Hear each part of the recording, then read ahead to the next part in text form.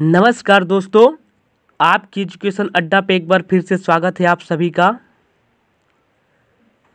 तो आइए सेशन को स्टार्ट किया जाए। आज का ये सेशन भारत की जितनी भी नदियां हैं उनके ऊपर आधारित रहने वाली है। नदी तंत्र के बारे में हम पढ़ने जा रहे हैं और मुझे उम्मीद है कि इस सेशन को देखने के बाद आपको नदी तंत्र के ऊपर दूसरी वीडियो देखने की ज़रूरत नहीं पड़ेगी। तो आइए सेशन को स्टार्ट किया जाए। सबसे पहले भारत की नदियाँ के बारे में बात की जाए तो ये जनरली दो भागों में बांटी जाती है। पहली हिमालयी नदियाँ और दूसरी प्रायद्वीपीय नदियाँ। तो सबसे पहले हम इसे हिमालयी नदियों के बारे में पढ़ेंगे और इसको हम दो पार्ट में पढ़ेंगे। ये पहला पार्ट होने वाला है और इसमें हिमालयी नदियाँ पूरा हम कंप्लीट कर लेंगे। तो हिमालयी नदियाँ के बारे में अब देखा जाए तो इसको तीन तरह से इसको बांटा गया है। पहली सिंधु नदी, दूसरी ब्रह्मपुत्र नदी और तीसरी गंगा नदी। तो एक एक करके देखा जाए। सिंधु नदी के बारे में पहले जानकारी लेते हैं। सिंधु नदी की अगर बात की जाए तो इसकी कुल लंबाई 2900 किलोमीटर है। उद्गम स्थल की अगर बात की जाए तो ये बोखारचू जो कि मानसरोवर झील तिब्बत में पड़ता है, वहाँ से ये निकलती है और अभी तिब्बत के ऊपर चीन का अधिकार हो गया है तो ये चीन से निकलती है। और मुहाना की अगर बात की जाए तो ये अरब सागर में जाकर मिल जाती है। मुहाना का मतलब होता है कि नदी जहाँ मिलती है समुद्र में उसको मुहाना बोला जाता है। तो ये मुहाना हो गया अरब सागर। अगर भारत में प्रवेश की बात की जाए तो सिंधु नदी भारत में प्रवेश लद्दाख से होते हुए जम्मू कश्मीर से होते हुए ये पाकिस्तान चली जाती है। और भारत में कुल लंबाई की अगर बात की जाए तो ये 1114 किलोमीटर है। सिंधु नदी 3 देश से होकर गुजरती है दोस्तों, चीन, भारत और पाकिस्तान। अगर सहायक नदियाँ के बारे में देखा जाए तो इसकी सहायक नदियाँ इस तरह है: चिनाब नदी, ब्यास नदी और झेलम नदी, रावी नदी, सतलुज नदी, गार नदी, गिलगित नदी, गोमल नदी, इसके बाद हुंजा नदी, काबुल नदी, कुनार नदी, कुरम नदी, जनाद नदी, श्योक नदी, सुन नदी, स्वात नदी, जास्कर नदी, झाब नदी आदि। ये सारी की सारी सहायक नदी है सिंधु नदी की। क्वेश्चन इस तरह से पूछा जाता है दोस्तों, अगर आपसे पूछ दिया जाए कि जास्कर नदी किस नदी की सहायक नदी है, इस तरह से क्वेश्चन एग्जाम में पूछा जाता है तो ये सिंधु नदी की सहायक नदियाँ हो जाती है। नोट है यहाँ पे दोस्तों, चिनाब नदी सिंधु नदी की सबसे बड़ी सहायक नदी है। अगर क्वेश्चन में ये पूछा जाए आपसे कि सिंधु नदी की सबसे बड़ी सहायक नदी कौन सी है तो ये चिनाब नदी हो जाती है। आइए कुछ महत्वपूर्ण सहायक नदी के बारे में पढ़ लिया जाए। जैसे कि चिनाब नदी, इसका उद्गम स्थल बारालाचा दर्रा है, हिमाचल प्रदेश में पड़ता है दोस्तों। और इसकी मुहाना सिंधु नदी है। ये सिंधु नदी में मुहाना मतलब जो नदी जिस नदी या समुद्र में मिल जाती है उसको मुहाना बोला जाता है। तो सिंधु नदी में मिल जाती है। और हिमाचल प्रदेश में चिनाब नदी को चंद्रभागा नदी कहा जाता है दोस्तों, चंद्रभागा नदी। और सॉरी दोस्तों, चंद्रभागा नदी। और नेक्स्ट देख लिया जाए,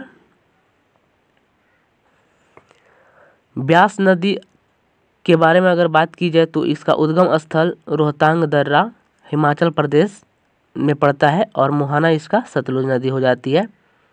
झेलम नदी की बात की जाए अगर तो उद्गम स्थल इसका बैरीनाग झील जम्मू कश्मीर में है। मुहाना चिनाब नदी रावी नदी की अगर बात की जाए तो इसका उद्गम स्थल रोहतांग दर्रा हिमाचल प्रदेश और मोहाना चिनाब नदी।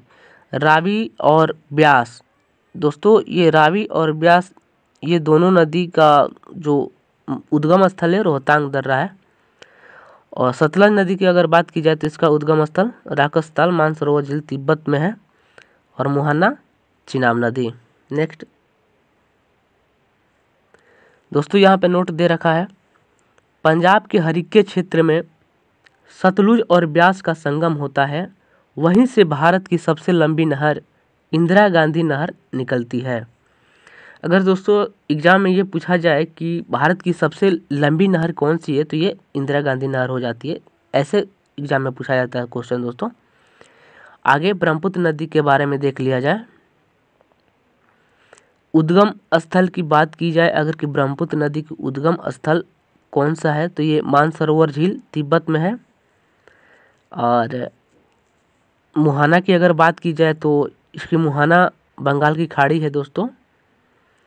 भारत में प्रवेश दोस्तों अरुणाचल प्रदेश में होता है और अन्य नाम इसका तिब्बत में इसको सांगपो बोला जाता है, अरुणाचल प्रदेश में दिहांग बोला जाता है और असम में ब्रह्मपुत्र बोला जाता है और बांग्लादेश में यमुना बोला जाता है। दोस्तों ब्रह्मपुत्र नदी की अगर कुल लंबाई की बात की जाए तो ये 2900 किलोमीटर है। नेक्स्ट देख लिया जाए। अगर सहायक नदियों के बारे में देखा जाए तो इसकी सहायक नदी दोस्तों सहायक नदी इसकी हो जाती है दिबांग, लोहित नदी जिसको खूनी नदी भी बोला जाता है, धनसिरी नदी, कोपिली नदी, तीस्ता नदी, संकोश नदी, मानस नदी, सुबनसिरी नदी।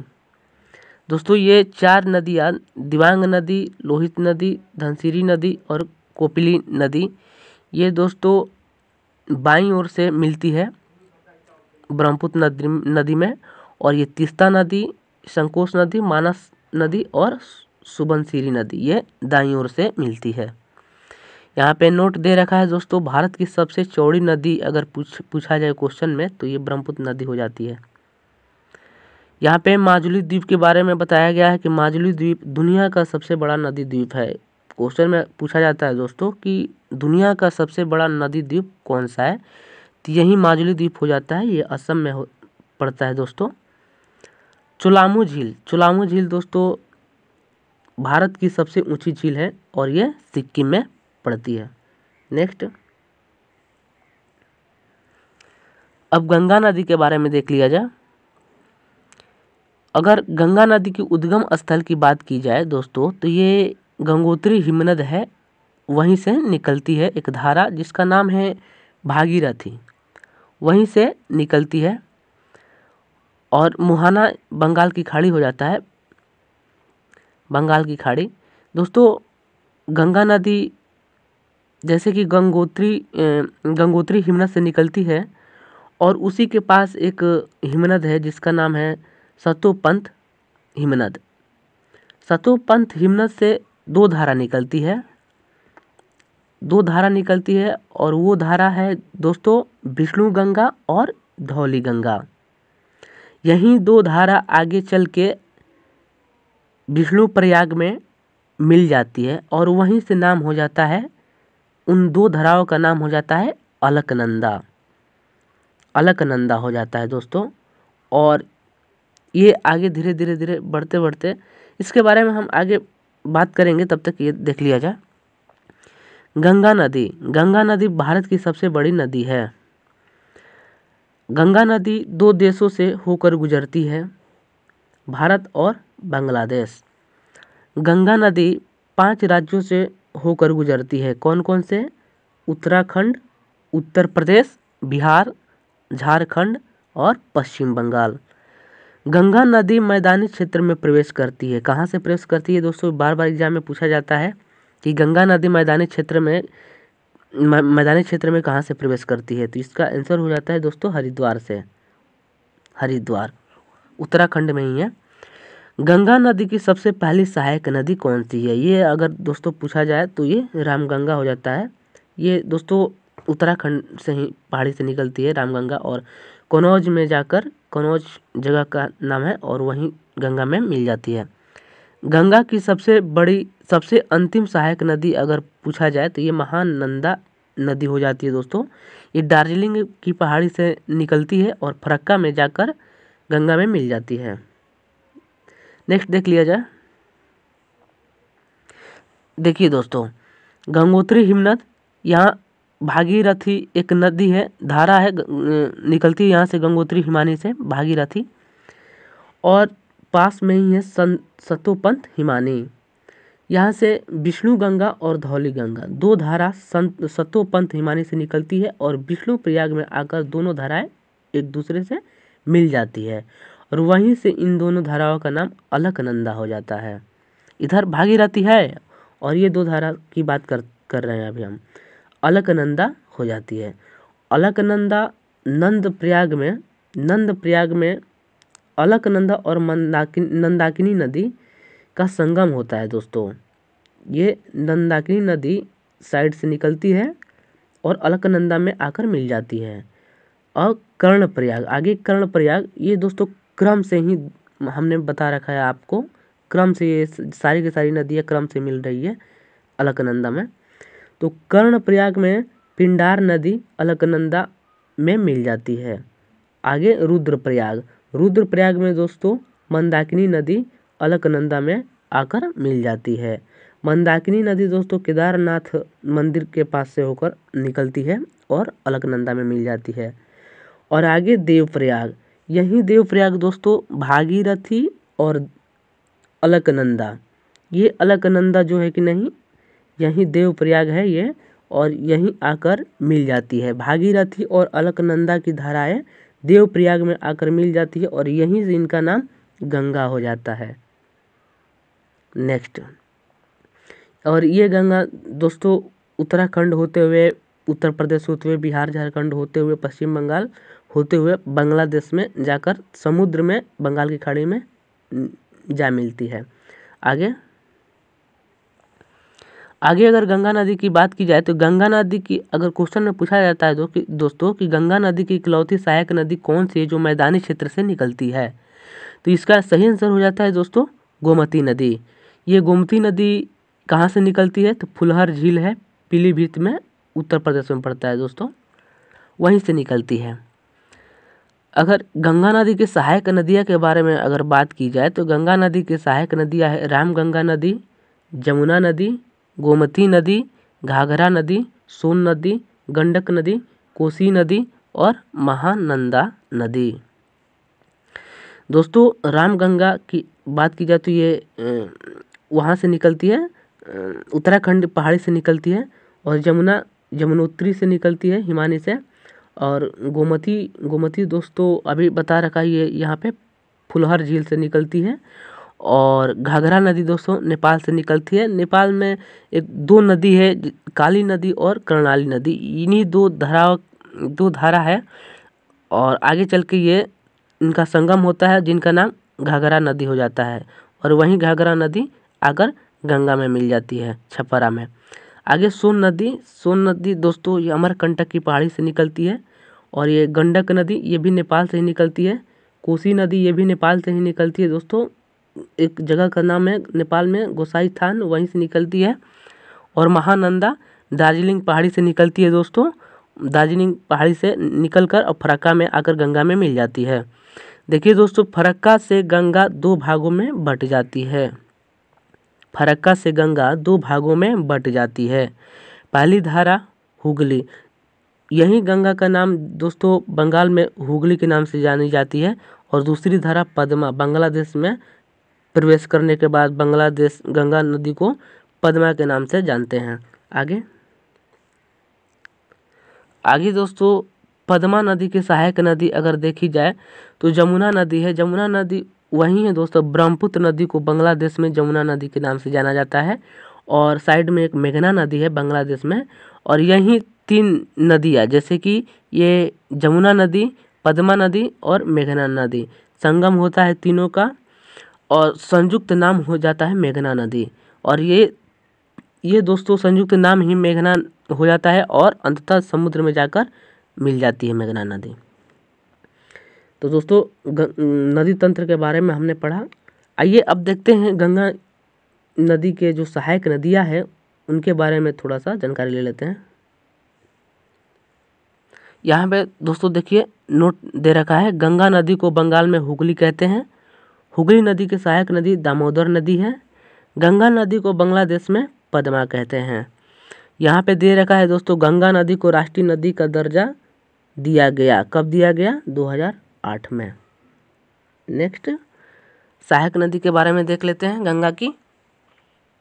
तो यहाँ पे दोस्तों रामगंगा नदी की अगर बात की जाए तो हमने पीछे बता रखा है कि उत्तराखंड पहाड़ी से निकलती है और कनौज में गंगा में आकर मिल जाती है। जमुना नदी की अगर बात की जाए तो गंगोत्री से निकलती है और प्रयागराज में गंगा में आकर मिल जाती है। इसकी मुख्य सहायक नदियां हैं जैसे कि चंबल नदी, बेतवा नदी और केन नदी। चंबल नदी दोस्तों इंदौर से होकर निकलती है और बेतवा नदी विंध्य पर्वत से होकर निकलती है और केन नदी कैमूर पहाड़ी से होकर निकलती है। ये तीनों मध्य प्रदेश में है दोस्तों। अगर चंबल नदी की अगर बात की जाए तो ये चंबल नदी जमुना नदी की सबसे बड़ी सहायक नदी है। जैसे कि गंगा नदी की सबसे बड़ी सहायक नदी जमुना नदी है, ठीक उसी तरह जमुना नदी की सबसे बड़ी सहायक नदी ये चंबल नदी है। आगे गोमती नदी। गोमती नदी दोस्तों फुलहर झील, पीलीभीत उत्तर प्रदेश से निकलती है और गाजीपुर में गंगा में आकर मिल जाती है। घाघरा नदी नेपाल से निकलती है और छपरा में गंगा में आकर मिल जाती है। नेक्स्ट सोन नदी दोस्तों अमरकंटक की पहाड़ी से निकलती है और पटना में गंगा में आकर मिल जाती है। गंडक नदी नेपाल से निकलती है और सोनपुर में गंगा में आकर मिल जाती है। कोसी नदी नेपाल से निकलती है और कुर्सेला में गंगा में आकर मिल जाती है।